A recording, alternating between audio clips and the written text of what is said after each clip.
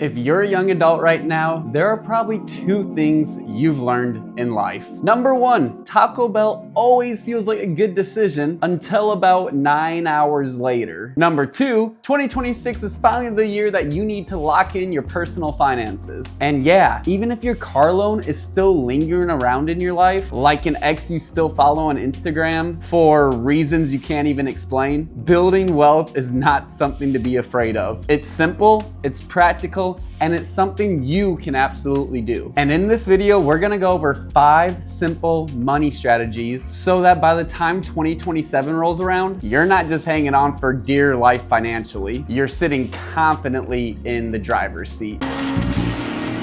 And before we get into it, make sure you hit that like and subscribe button so that we keep those YouTube Oompa Loompas working hard. We wanna make sure they stay busy. The first step to building wealth in 2026 is knowing where your money is actually going. And if you're the type of person that deletes your bank account app on your phone because you don't wanna see how much you spent, stop it. Because the way that my bank account is set up. I'm not saying that you have to obsess over every penny. I'm just saying that you need to take the bull by its horns. You need to have an honest, clear picture of your spending. I'm talking to you, Mr. I need the new graphics card, upgraded RAM, the new gaming chair for my setup. Now, most people don't actually have a spending problem. They just have an awareness problem. According to 2025 research from Ramsey Solutions, around 50% of Americans are living paycheck to paycheck, even among people earning middle or higher incomes. And when researchers dig deeper into those numbers, a big theme keeps showing up. Many people simply just don't know where their money is going every month. Not because they're careless, but because life moves fast. I want to go fast. And spending becomes automatic. So this is what I want you to do. Look back at the last 30 days and group your spending into 5 simple buckets: housing, essentials, debt, lifestyle, and savings and investing. This isn't about judgment, it's about clarity. Because once you know where your money has actually been going, you can start telling it where to go in the future. And that leads us to step 2. If you're a young adult and still have never created a budget, what are you waiting for? You're pushing it out further than Rockstar Games is pushing out GTA 6. Now, a budget is not a punishment for your bad spending habits. A budget is simply a plan for your money, a roadmap for where each dollar goes. According to 2025 research from Ramsey Solutions, people who follow a written budget reported feeling more confident and more in control of their finances overall. Not because they earn more, but because they finally have direction. Your budget doesn't have to be complicated. It's not IKEA furniture. You don't need 6 extra tools and a YouTube tutorial to figure it out. I want you to break your money into a few simple categories. Let's go over them again. Essentials, which includes housing, food, utilities, and transportation. Debt, including student loans, car payments, Klarnas for the newest hypebeast drop, your mortgage, and any credit card debt. Lifestyle spending. Be realistic. Include expenses like going out to eat, all the Starbucks runs that you make before church on Sunday, and saving and investing. And it's totally okay if you haven't got that far yet. A simple budget that you'll follow is always better than a complex one that you won't follow. So I want you to create a 1-page budget for next month. Not perfect, not rigid, just intentional. Once again, your budget doesn't have to be complicated. It's not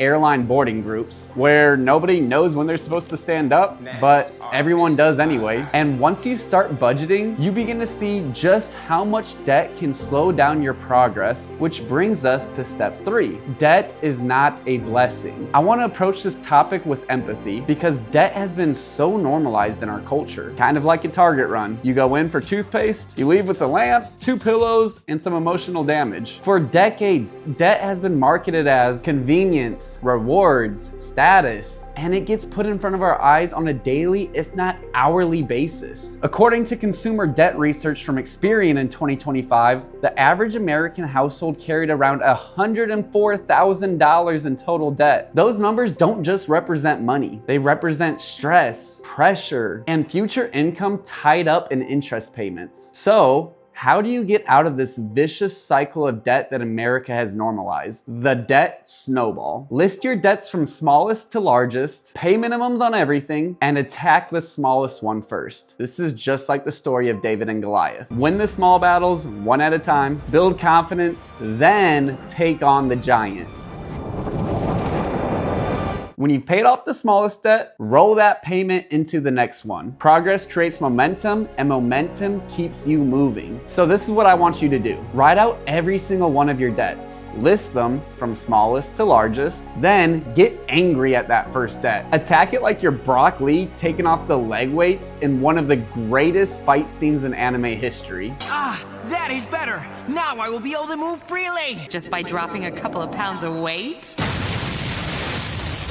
Now, you can start tracking every dollar and start paying off debt, but if you don't have a reason behind your money, it will not feel meaningful. Step 4 is your why. It's what turns sacrifice into progress. For some people, their why is more time with family, less financial anxiety, the ability to give generously, career flexibility, or simply breathing room. For others, their why might be something more simple, like having enough cash ready for the new Pokemon drop at Costco next week and not having to transfer money between 3 accounts in the parking lot. Don't be that guy hauling 2 giant displays on a dolly like he's preparing for the Elite Four. I wanna be the very best. And the first time you check off a financial goal, even a small one, you realize that wealth is built through wins that stack over time. So I want you to choose one meaningful why for 2026. Not 5, not 10, 1. Write it down and point your money towards it. This brings us to step 5. Real wealth isn't built through hype or shortcuts. It's built through consistent investing over time. It's like the gym. You don't get in shape because you crushed it in the first week of January and then decided to ghost the gym until June. You have to have consistency because consistency grows. According to investment education resources from Investopedia, compound interest grows wealth by earning interest on both your contributions and your previous interest. Even $100 a month invested over a long period of time can turn into real long-term wealth. Not overnight, but the same way a bonsai tree grows. Slowly, quietly, and only with consistent care over time. If you invested $100 a day from the age of 21